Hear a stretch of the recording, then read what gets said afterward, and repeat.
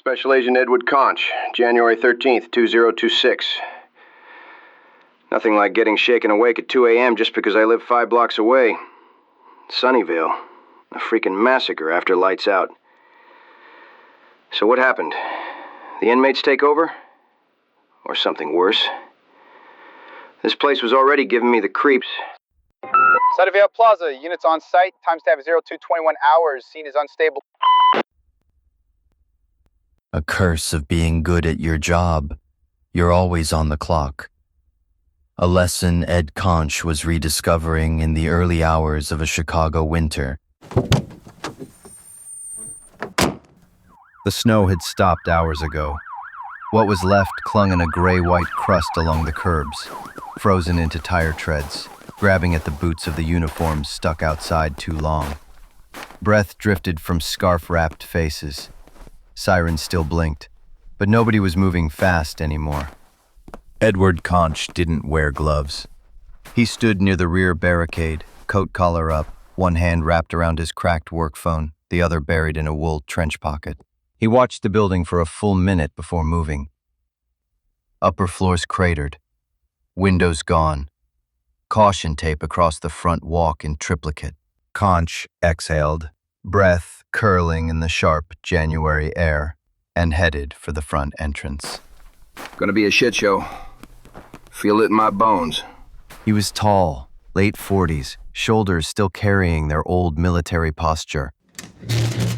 Inside, the air changed, warmer but heavier, not just from the heating, because of the blood. The fluorescence flickered once. Conch paused, just inside. Glass crunched underfoot, half a pair of reading glasses, no lenses. Ahead, stretchers lined the corridor.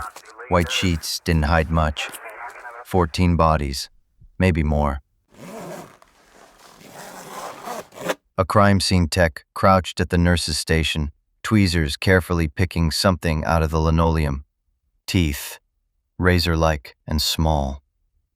Officer Terry Sharp broke from her conversation with a crime scene tech when she spotted Conch slipping under the tape. She stepped into his path. You must be the Fed. Come on, you're going to want to start upstairs.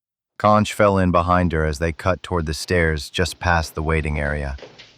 He clocked a fist-sized chunk of aluminum jammed in the dry wall, shrapnel that hadn't made it to an evidence bag yet. Halfway up, a ribbon of dark, half-frozen blood trickled slowly down the steps. He shifted his weight to avoid it. Terry stopped mid-flight, catching his glance toward the covered bodies below. Shit, forgot your footwear. She produced a pair of white disposable booties. He snatched them without comment. You're going to thank me later. The door at the top wasn't broken. It had been erased. Beyond it, the scene was an open wound.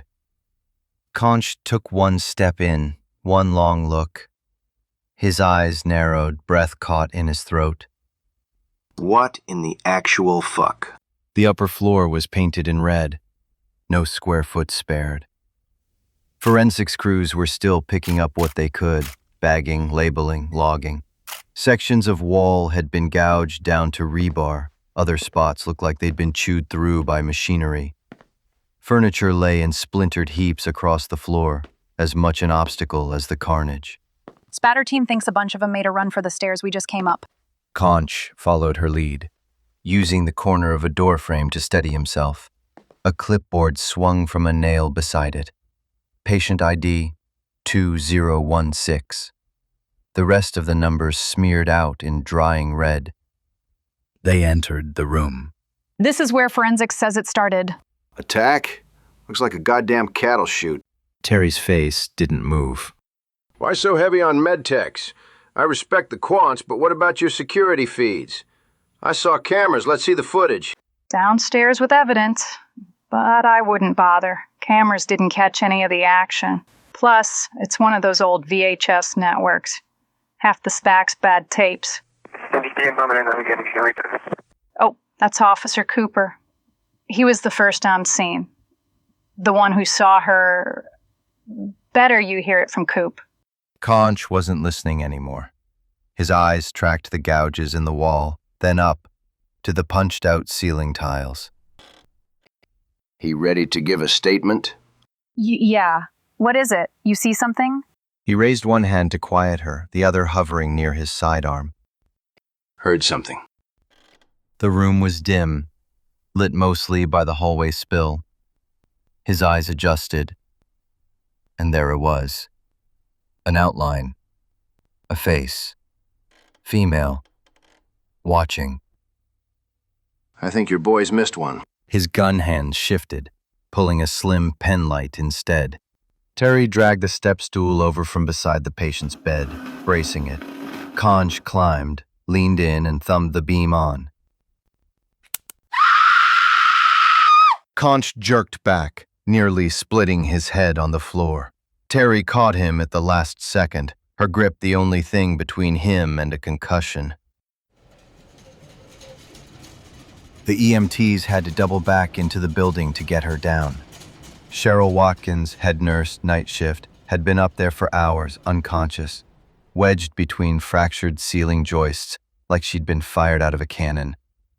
Conch tried for a statement once she was stable on the gurney, oxygen mask in place, skin pale under the strobe of the ambulance lights.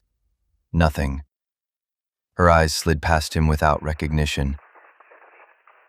All he got was her name and title, pulled from the employee roster in the admin office. A low whistle carried from the edge of the lot. Believe me, it gets stranger.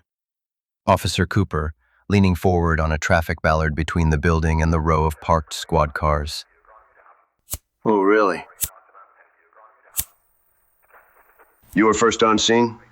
Spill. I get here around 1:30. Whoa, hold up. Call came in at 12:14. Would you stop for a hammered cow on the way? The jab made him look queasy. No, dispatch routed us right away, but the station couldn't give us clear directions, and our GPS, I don't know, it wasn't working. Plus, it's Chicago. Weirdest thing? I could have sworn this place was a factory up until tonight. Night shift's murder on memory, I guess. Let's hope that's not true. Go on. I walk into the lobby. It's a war zone. Glass, debris everywhere. First bodies are right there, brains. Then I hit the hallway. A trail of blood. Like somebody lined them up, bang, and dragged the bodies into the janitor's closet. 5 bodies. All headshots. 5 clean domes. Tex didn't find casings. I didn't even know guns were in play here. And with that mess upstairs, a pistol's not what comes to mind. Neither did I. By that point, I'm already calling for backup. Where was your partner? Esteban, right? A new voice cut in, smirking. Hiding in the squad car. Like a bitch. Now get to the juicy part, Cooper. I want to hear it again. A flick of the cigarette, eyes narrowing. Right, so I'm heading back to the lobby and I see an office off to the side. It's wrecked. Wrecking ball wrecked. Inside, body on the floor. Black male, older, dead. And a woman standing over him. Latina, holding this weird knife, covered in blood. But I don't think it was hers. Sounds like a suspect, and you're leaving out the fun bit. Yeah. What the hell? Why am I talking to you and not her? She escaped. Fucking how? She walked through the wall, not around it, not out the door, through it, like a ghost. You are so getting benched, Coop. But Conch wasn't laughing. Not even close. The image of splintered drywall and support beams upstairs flashed in his head. Whatever had happened here, it was bigger than one 90-pound woman with a knife. The two men locked in an awkward silence until he broke it. I'm going to grab a field sobriety kit from the nearest cruiser. You so much as nudge the needle, Cooper, and I'll use your badge like a frisbee. 15 minutes later, either CPD had figured out a way to spoof their own breathalyzer, or Conch had just stepped into a rabbit hole. As he crossed the lot toward the evidence van, a pair of uniforms were hunched near the open doors of a squad car, talking low. He wasn't trying to eavesdrop, but the wind carried their voices across the snow. Nothing in the system. Not just tonight, like ever. You mean the staff? Staff, residents, all of it. We ran every name on the roster. Nothing in public records. No driver's licenses, no certs, no priors. Zip. Not even a Facebook post. What about the property? City records can't pull anything. Says the parcel's in review, but the last filing date's blank. like it's pending and always has been. Boss says keep it quiet. Last thing we need is... The wind shifted, cutting the rest. Conch kept walking, eyes drifting back to the dark mass of Sunnyvale, half lit by dying strobes. Outside, the snow had started again, heavy this time, blanketing everything. Somehow, it fit. Cook County Morgue, 4:57 a.m. Conch stood under the morgue's buzzing fluorescence, flipping the incident report like it was a bad stand-up routine. Subject: unauthorized removal of remains. 1st 13th, 26. Time: approximately 2:13 a.m. Location: Cook County Medical Examiner, lower level. Male subject, well-dressed, blue suit, crisp. The morgue tech behind the desk stared blankly, filling in the same crossword section over and over. Conch waved a hand in front of him. Hey! Hey! He rammed his knee into the desk hard enough to knock over a water bottle. The man at the desk came to with a start, only then realizing Conch was there. Staff agrees he might have smiled. Or they think he did? What is this garbage? He lowered the page, staring through the glass at two morgue techs, who immediately pretended to be busy. Right. Guy strolls in like he's here for a tax rebate. You all just hand him a shopping cart and point to the cold storage. Back to the report. No name, no ID, no description of the face. Cameras show no one entering or leaving. So either my tax dollars are funding a state-of-the-art hallucination machine, or you geniuses managed to let an invisible man walk out the front door with 14 bodies. The report ended mid-sentence. No signature, no badge number. A sharp pain shot through his right elbow, the old takedown injury from years back. He grunted, heading across the lot toward his agency rental to scrounge up his anti-inflammatories.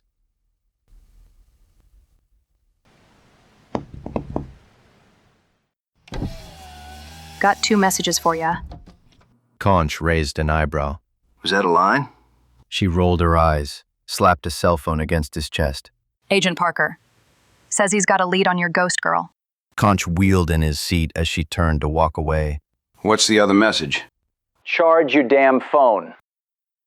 Sharp said you had something? Yeah, your suspect, Isabel. Street cams got her entering a clothing store, then a bank in Gratiot, Michigan. Yoga pants and a heist? Man, you never change. Wait, Michigan? Dude, it's only 4 hours on the I-94, Ed. Speaking of, you better hustle before I snag your collar. Yeah, give me a sec. I'll hot wear a Black Hawk or something.